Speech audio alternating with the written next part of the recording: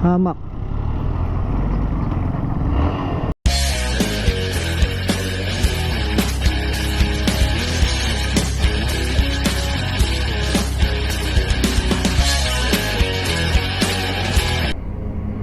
Okay.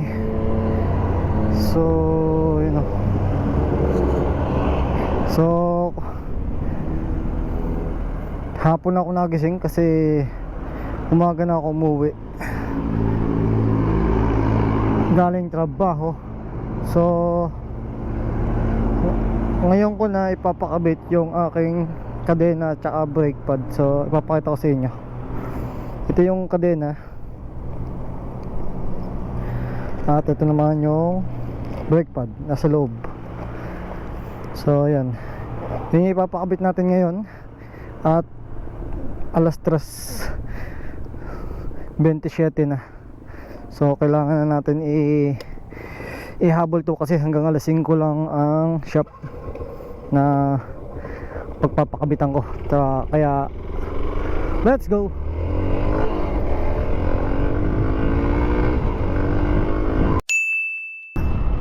Hindi man ako nagagamit ng preno sa una. So kailangan pa rin natin may backup in case na gumamit. Kasi totoo lang, hindi talaga ako nagagamit ng preno sa una. Nagamit lang ako ng preno sa una pag nakatigil, pag nasa medyo lusong yung motor o nasa paahon yung motor.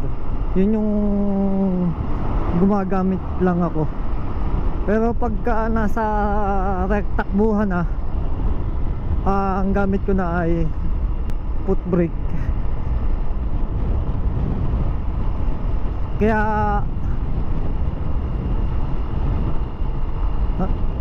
laging malakas, kaya lagi kong chinecheck yung aking preno sa huli kasi siya lang yung talagang gamit na gamit ko.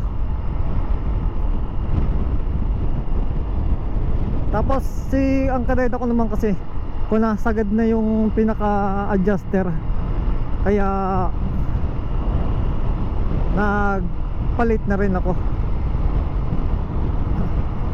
Kasi pag isang adjust ko pa wala na, magpuputol na ako.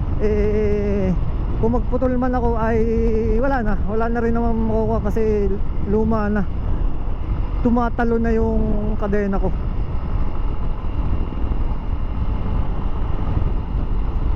Kaya pagsasabay-sabayin ko na para isang kalasan at isang puntahan lang doon sa aking pinagpapagawan. Nice.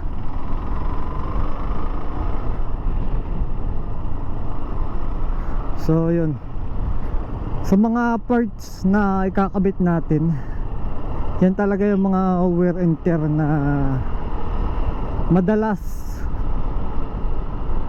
pinapalitan kasi dyan nakasalala yung ating kaligtasan. Kasi oras na pumalya ang preno mo at saka yung kadena, unang-una ang preno, yan yung nagpapatigil sa motor, di ba? Tapos kadena, yan naman yung nagpapatakbo. Although may kanya, sinusuportahan siya ng makina talaga ang main, support lang ang kadena. So oras na maputol ang kadena, wala rin, hindi rin tatakbo ang motor. Kasi nga putol. Tsaka mas delikado pag kadena ang naputol dahil pwedeng umipit sa gulong yan at doon mapahamak.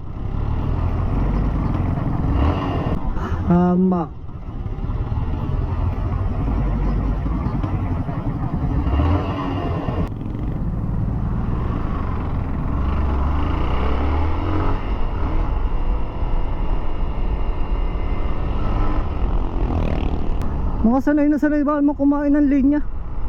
Kung saan pa nakatingin. Magpapakabit lang ako ng kadena at saka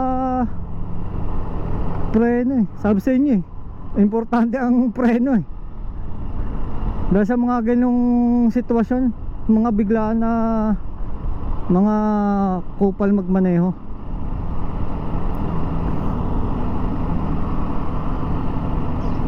Ay, tumingin sa dinadaanan.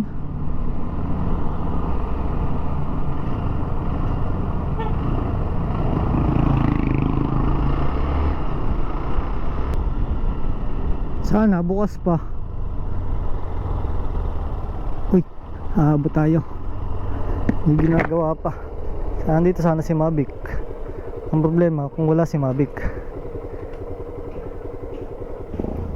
Wala ata. Ayun, ginabi na ako kasi saglit lang na ikabit yung kadena, sprocket. Dito lang nagtagal sa preno sa una. Nagtagal dito sa pad dahil pag pinapreno ayaw bumalik ng piston. So sa mga susunod na day off uli natin ay ibabalik ko dahil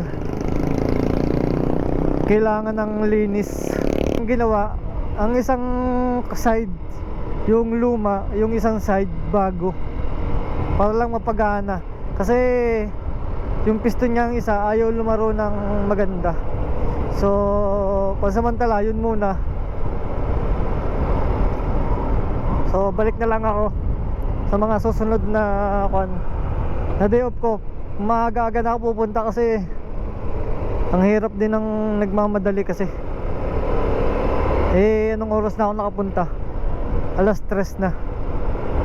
Tapos sumundo pa si Kuya Al ng estudyante. So mag-alas 4 na umpisahan. Kaya yun, may halong pagmamadali na din. Pero hindi ko naman masisisi dahil anong oras na nga ako pumunta, 'di ba? Tapos dadalawa pa silang nagawa kaya stop.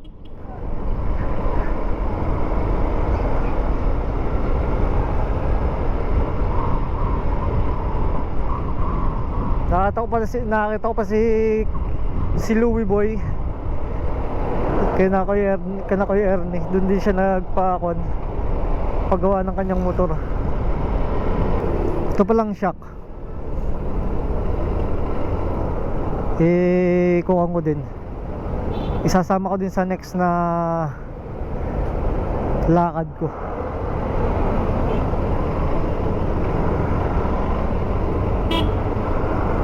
Para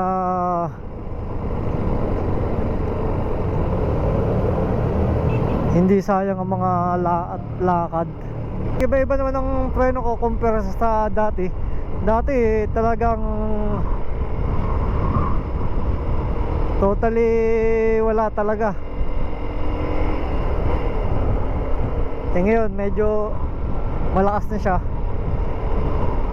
Hindi na siya nagkukan. Tawag ito, hindi siya nakakapit.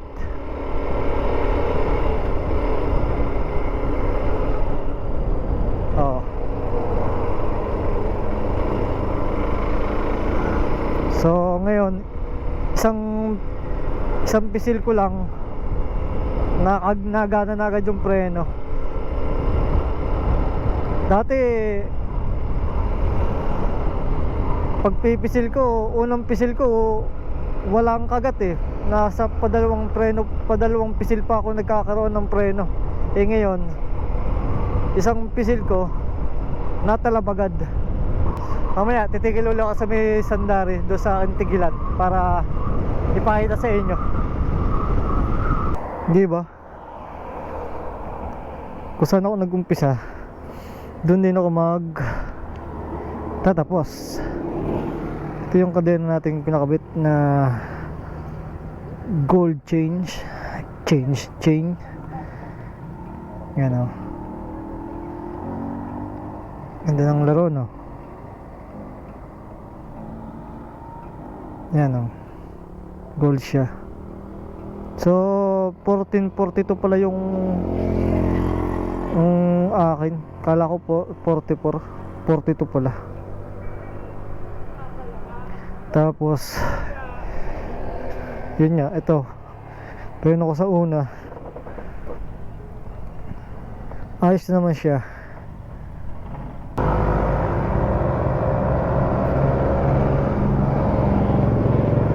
Din kailangan natin uli ibalik para malinis to ng malinis yung buong kung ito katawan ng preno ko.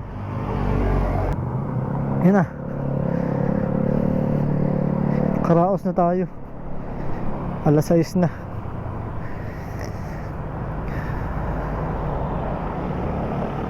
Tayo uuwi na. Ay,